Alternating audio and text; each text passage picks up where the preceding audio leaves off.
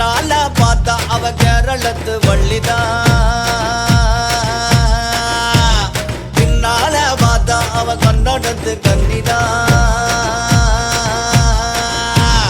இடுப்பு மட்டும் ஆந்திர கொழுப்பு நம்ம பொருடா, தென்னகத்து வீதியில் திராவிடத்து செல்வி போராளே போராளே போராளே. கோயில் தேர் போல பாக்குறான், பத்த வைக்க பாக்குறான், தத்த நிக்கிறா, நெஞ்ச தூக்கி நிக்கிறா, பூக்குறா, போகும் போத பூக்குறா.